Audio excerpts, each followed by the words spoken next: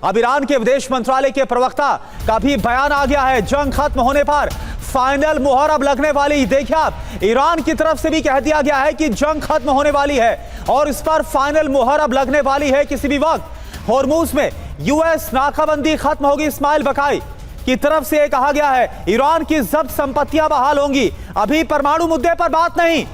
अब देखिए, इस्माइल बकाई कुछ और बोल रहे हैं।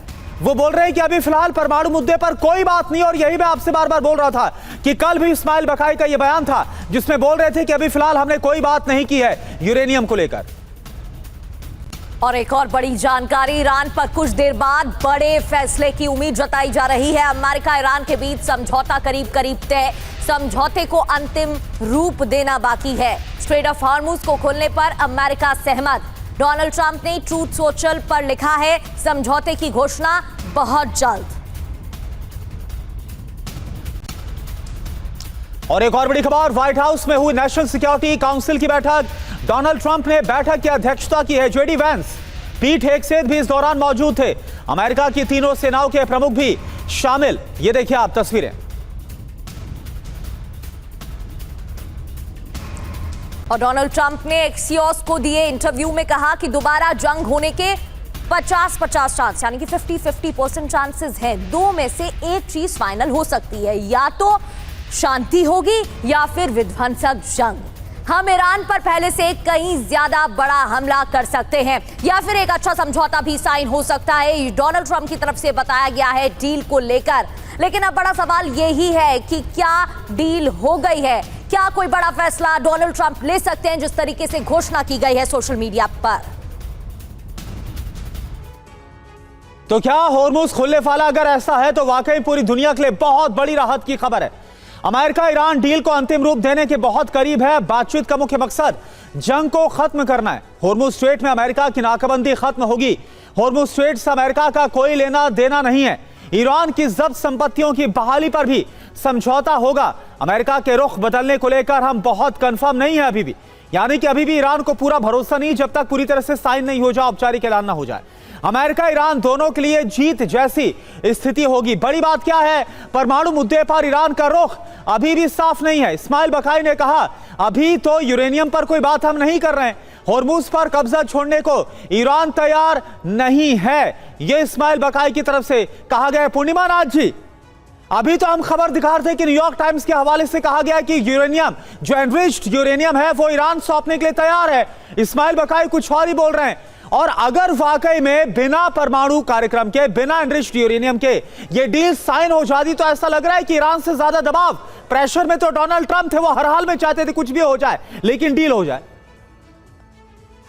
मैं एक बात आपको बताऊंगी, मेरे ऑब्जर्वेशन के हिसाब से अमेरिकन न्यूज़पेपर्स जो होती है वो कोई खबर छपती ही नहीं है बिना CIA के नॉलेज के बिना।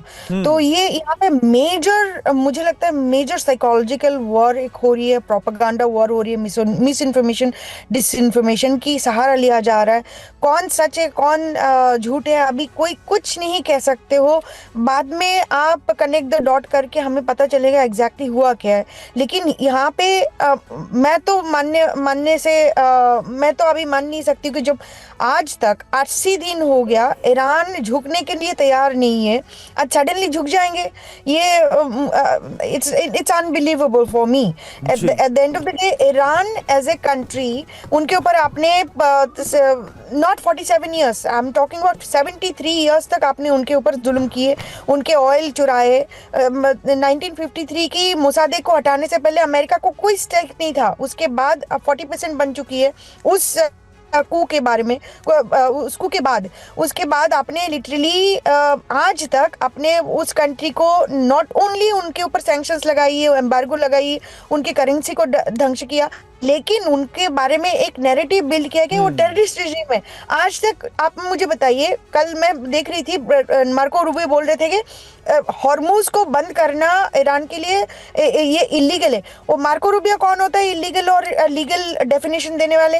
लेकिन ईरान में जाके ईरान की लीडर को मारना लीगल था अमेरिका के लिए। वेनेजुएला में जाके वेनेजुएला का लीडर को किडनैप करके लेके आना और उनकी वाइफ को लेके आना, that was legal for them. So who is America to define what is legal and what is illegal. And who is Marco Rubio and who is President Trump to even dictate to the world कि कौन legal काम कर रहे हैं, कौन illegal काम कर रहे हैं. मुझे तो हंसी आती है, मुझे तो हिपोक्रेसी देख के मुझे यानी कुल मिलाकर ये लग रहा है पूर्णिमा नाथ जी कि जो कुछ डोनाल्ड ट्रंप करे, जो कुछ अमेरिका की तरफ से किया जाए, वो भले क्यों ना गलत हो, लेकिन वो सब कुछ लीगल. लेकिन बाकी अगर कोई इस पर जवाबी कार्रवाई करे वो इलीगल है. प्रगति, एक और बड़ी खबर. बिल्कुल करुणा, क्योंकि वैसे भी ईरान को पता है कि वो लीबिया मॉडल को फॉलो नहीं कर सकता. वहां कैसे हालात बने थे, एक और बड़ी जानकारी. डोनाल्ड ट्रंप ने 9 देशों के राष्ट्राध्यक्षों से बात की है. सऊदी, कतर, यूएई के राष्ट्राध्यक्षों को कॉल किया गया.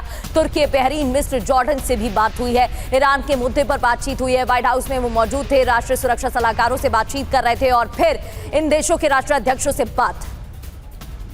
अब देखिए बैकड्रॉप में क्या हुआ है. खबर क्या आ रही है. कल जेडी वेंस जो कि उपराष्ट्रपति है, जैरेड कुशनर, डोनाल्ड ट्रंप के दामाद, कालिबाफ, ईरानी संसद के स्पीकर, इन सब के बीच बातचीत हुई है. खबर ये आ रही है शांति समझौते के मसौदे को मंजूरी दी गई है. मसौदा अंतिम मंजूरी के लिए अब ट्रंप और मुस्तफा के पास है.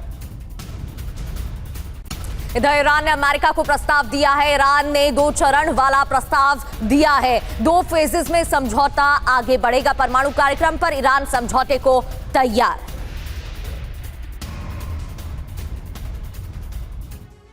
तो अब कहा जा रहा है संवर्धित यूरेनियम सौंपने को ईरान राजी है, लेकिन वाकई में ऐसा है या नहीं, ये देखने वाली बात है.